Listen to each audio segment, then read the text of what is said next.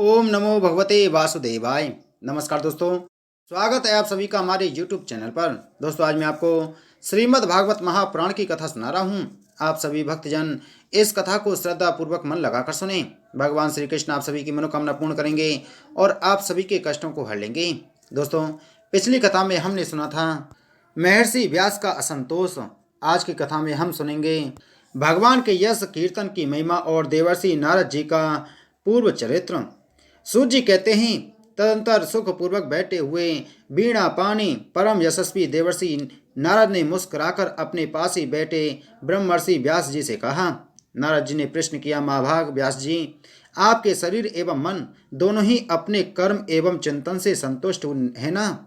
अवश्य ही आपकी जिज्ञासा तो भली भांति पूर्ण हो गई है, क्योंकि आपने जो यह महाभारत की रचना की है वह बड़ी ही अद्भुत है। वह धर्म आदि सभी पदार्थों से परिपूर्ण है। सनातन ब्रह्म तत्व को भी आपने खूब विचारा है और जान भी लिया है। फिर भी प्रभु, आप अकृतार्थ पुरुषों के समान अपने विषय में शोक क्यों कर रहे हैं? व्यास जी ने कहा, आपने मेरे विषय में जो कुछ कहा है वह सब ठीक ही है। वैसा होने पर भी मेरा हृदय संतुष्ट नहीं है। पता नहीं इसका कारण क्या है। आपका ज्ञान अगाध है। आप साक्षात ब्रह्मा जी के मानस पुत्र हैं, इसलिए मैं आपसे ही इसका कारण पूछता हूँ। नारद जी, आप समस्त गोपनीय रहस्यों को जानते हैं, क्योंकि आपने उन पुराण पुरुष की उपासना की है जो प्रकृति पुरुष दोनों के स्वामी हैं और असंग रहते हुए ही अपने संकल्प मात्र से गुणों के द्वारा संसार की सृष्टि स्थिति और प्रलय करते रहते हैं। आप सूर्य की भांति तीनों लोकों में भ्रमण करते रहते हैं और योग बल से प्राणवायु के समान सबके भीतर रहकर अंतःकरणों के साक्षी भी हैं। योगानुष्ठान और नियमों के द्वारा पर ब्रह्म और शब्द ब्रह्म दोनों की पूर्ण प्राप्ति कर लेने पर भी मुझ में जो बड़ी कमी है उसे आप कृपा करके बतलाइए। नारद जी ने कहा, व्यास जी, आपने भगवान के निर्मल यश का गान प्राय नहीं किया। मेरी ऐसी मान्यता है कि जिससे भगवान संतुष्ट नहीं होते वह शास्त्र या ज्ञान अधूरा है। आपने धर्म आदि पुरुषार्थों का जैसा निरूपण किया है, भगवान श्री कृष्ण की महिमा का वैसा निरूपण नहीं किया।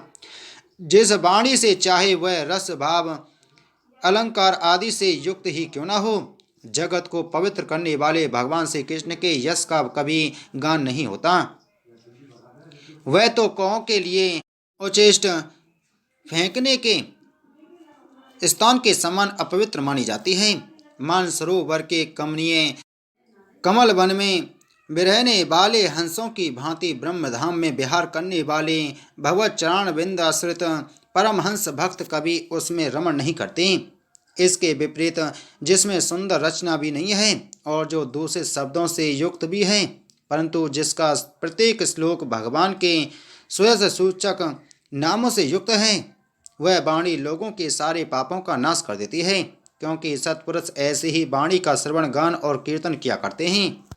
वह निर्मल ज्ञान भी जो मोक्ष की प्राप्ति का साक्षात साधन है, यदि भगवान की भक्ति सहित हो तो उसकी उतनी शोभा नहीं होती। फिर जो साधन और सिद्धि दोनों ही दशाओं में सदा ही अमंगल रूप है, वह काम्य कर्म और जो भगवान को अर्पण नहीं किया गया है, ऐसा अहेतुक निष्काम कर्म भी कैसे शोभित हो सकता है? महाभाग व्यास जी, आपकी दृष्टि अमोघ है, आपकी कीर्ति पवित्र है, आप सत्यपरायण एवं दृढ़व्रत हैं। इसलिए अब आप संपूर्ण जीवों को बंधन से मुक्त करने के लिए समाधि के द्वारा अचिंत्य शक्ति भगवान की लीलाओं का स्मरण कीजिए। जो मनुष्य भगवान की लीला के अतिरिक्त और कुछ कहने की इच्छा करता है, वह उस इच्छा से ही निर्मित अनेक नाम और रूपों के चक्कर में पड़ जाता है। उसकी बुद्धि भेदभाव से भर जाती है। जैसे हवा के झरोके से डगमगाती हुई डोगी को कहीं भी ठहरने का ठौर नहीं मिलता, वैसे ही उसकी चंचल बुद्धि कहीं भी स्थिर नहीं हो पाती। संसारी लोग स्वभाव से ही विषयों में फंसे हुए हैं। धर्म के नाम पर आपने उन्हें निंदित पशु हिंसा युक्त सकाम कर्म करने की भी आज्ञा दे दी है। यह बहुत ही उल्टी बात हुई, क्योंकि मूर्ख लोग आपके वचनों से पूर्वोक्त निंदित कर्म को ही धर्म मानकर यही मुख्य धर्म है ऐसा निश्चय करके उसका निषेध करने वाले वचनों को ठीक नहीं मानते। भगवान अनंत हैं। कोई विचारवान ज्ञानी पुरुष ही संसार की ओर से निवृत्त होकर उनके स्वरूप भूत परमानंद का अनुभव कर सकता है। अतः जो लोग पारमार्थिक बुद्धि से रहित हैं और जो गुणों के द्वारा नचाए जा रहे हैं, उनके कल्याण के लिए ही आप भगवान की लीलाओं का सर्वसाधारण के हित की दृष्टि से वर्णन कीजिए। जो मनुष्य अपने धर्म का परित्याग करके भगवान के चरण कमलों का भजन सेवन करता है, भजन परिपक्व हो जाने पर तो बात ही क्या है। यदि इससे पूर्व ही उसका भजन छूट जाए तो क्या कहीं भी उसका कोई अमंगल हो सकता है। परंतु जो भगवान का भजन नहीं करते और केवल स्वधर्म का पालन करते हैं, उन्हें कौन सा लाभ मिलता है। बुद्धिमान मनुष्य को चाहिए कि वह उसी वस्तु की प्राप्ति के लिए प्रयत्न करे जो तिनके से लेकर ब्रह्मा पर्यंत समस्त ऊंची नीची योनियों में कर्मों के फल स्वरूप आने जाने पर भी स्वयं प्राप्त नहीं होती। संसार के विषय सुख तो जैसे बिना चेष्टा के दुख मिलते हैं, वैसे ही कर्म के फल रूप में अचिंत्य गति समय के फेर से सबको सर्वत्र स्वभाव से ही मिल जाते हैं। व्यास जी, जो भगवान श्री कृष्ण के चरण बिंद का सेवक है, वह भजन न करने वाले कर्मी मनुष्यों के समान दैवात कभी बुरा भाव हो जाने पर भी जन्म मृत्यु में संसार में नहीं आता। वह भगवान के चरण कमलों के आलिंगन का स्मरण करके फिर उसे छोड़ना नहीं चाहता। उसे रस का चस्का जो लग चुका है, जिनसे जगत की उत्पत्ति स्थिति और प्रलय होते हैं, वे भगवान ही इस विश्व के रूप में भी हैं। ऐसा होने पर भी वे इससे विलक्षण हैं। इस बात को आप स्वयं जानते हैं, तथापि मैंने आपको संकेत मात्र कर दिया है। व्यास जी, आपकी दृष्टि अमोघ है।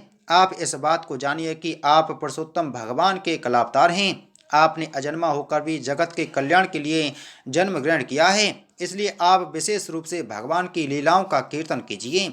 विद्वानों ने इस बात का निरूपण किया है कि मनुष्य की तपस्या, वेदाध्ययन, यज्ञानुष्ठान, स्वाध्याय, ज्ञान और दान का एकमात्र प्रयोजन यही है कि पुण्य कीर्ति श्री कृष्ण के गुणों और लीलाओं का वर्णन किया जाए। मुने, पिछले कल्प में अपने पूर्व जीवन में मैं वेदवादी ब्राह्मणों की एक दासी का लड़का था। वे योगी वर्षा ऋतु में एक स्थान पर चतुर्मास कर रहे थे।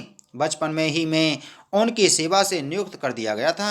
मैं यद्यपि बालक था, फिर भी किसी प्रकार की चंचलता नहीं करता था। जितेंद्रिय था, खेलकूद से दूर रहता था और अज्ञान अनुसार उनकी सेवा करता था। मैं बोलता भी बहुत कम था। मेरे इस शील स्वभाव को देखकर समदर्शी मुनियों ने मुझ सेवक पर अत्यंत अनुग्रह किया। उनकी अनुमति प्राप्त करके बर्तनों में लगा हुआ झूठन में एक बार खा लिया करता था। इससे मेरे सारे पाप धुल गए। इस प्रकार उनकी सेवा करते करते मेरा हृदय शुद्ध हो गया और वे लोग जैसा भजन पूजन करते थे, उसी में मेरी भी रुचि हो गई। प्यारे व्यास जी, उस सत्संग में उन लीला गान परायण महात्माओं के अनुग्रह से मैं प्रतिदिन श्री कृष्ण की मनोहर कथाएं सुना करता। श्रद्धा पूर्वक एक एक पद श्रवण करते करते प्रिय कीर्ति भगवान में मेरी रुचि हो गई। महामुनि, जब भगवान में मेरी रुचि हो गई, तब उन मनोहर कीर्ति प्रभु में मेरी बुद्धि भी निश्चल हो गई। उस बुद्धि से मैं इस संपूर्ण सत और असत रूप जगत को अपने पर ब्रह्म स्वरूप आत्मा में माया से कल्पित देखने लगा। इस प्रकार शरद और वर्षा, इन दो ऋतुओं में मैंने तीनों समय उन महात्मा मुनियों ने श्री हरि के निर्मल यश का संकीर्तन किया और मैं प्रेम से प्रत्येक बात सुनता रहा। अब चित्त के रजोगुण और तमोगुण को नाश करने वाली भक्ति का मेरे हृदय में प्रादुर्भाव हो गया। मैं उनका बड़ा ही अनुरागी था, विनयी था। उन लोगों की सेवा से मेरे पाप नष्ट हो चुके थे। मेरे हृदय में श्रद्धा थी, इंद्रियों में संयम था एवं शरीर, वाणी और मन से मैं उनका आज्ञाकारी था। उन दीन वत्सल महात्माओं ने जाते समय कृपा करके मुझे उस गुह्यतम ज्ञान का उपदेश किया, जिसका उपदेश स्वयं भगवान ने अपने श्रीमुख से किया है। उस उपदेश से ही जगत के निर्माता भगवान श्री कृष्ण की माया के प्रभाव को मैं जान सका, जिसके जान लेने पर उसके परम पद की प्राप्ति हो जाती है। सत्य संकल्प व्यास जी, पुरुषोत्तम भगवान श्री कृष्ण के प्रति समस्त कर्मों को समर्पित कर देना ही संसार के तीनों तापों की एकमात्र औषधि है। यह बात मैंने आपको बतला दी। प्राणियों को जिस पदार्थ के सेवन से जो रोग हो जाता है, वही पदार्थ चिकित्सा विधि के अनुसार प्रयोग करने पर क्या उस रोग को दूर नहीं करता। इसी प्रकार यद्यपि सभी कर्म मनुष्यों को जन्म मृत्यु रूप संसार के चक्र में डालने वाले हैं, तथापि जब वे भगवान को समर्पित कर दिए जाते हैं, तब उनका कर्मपना ही नष्ट हो जाता है। इस लोक में जो शास्त्र विहित कर्म भगवान की प्रसन्नता के लिए किए जाते हैं, उन्हीं से पराभक्ति युक्त ज्ञान की प्राप्ति होती है। उस भगवत अर्थ कर्म के मार्ग में भगवान के आज्ञानुसार आचरण करते हुए लोग बार बार भगवान श्री कृष्ण के गुण और नामों का कीर्तन तथा स्मरण करते हैं। प्रभु, आप भगवान श्री वासुदेव को नमस्कार है। हम आपका ध्यान करते हैं। प्रद्युम्न, अनिरुद्ध और संकर्षण को भी नमस्कार है।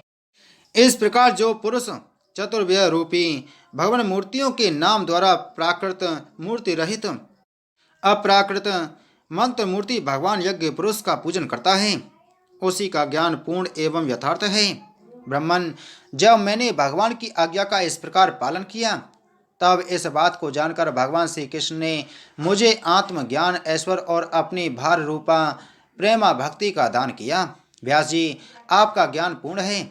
आप भगवान की ही कीर्ति का, उनकी प्रेममय लीला का वर्णन कीजिए। उसी से बड़े बड़े ज्ञानियों की भी जिज्ञासा पूर्ण होती है। जो लोग दुखों के द्वारा बार बार रौंदे जा रहे हैं, उनके दुख की शांति इसी से हो सकती है, और कोई उपाय नहीं है।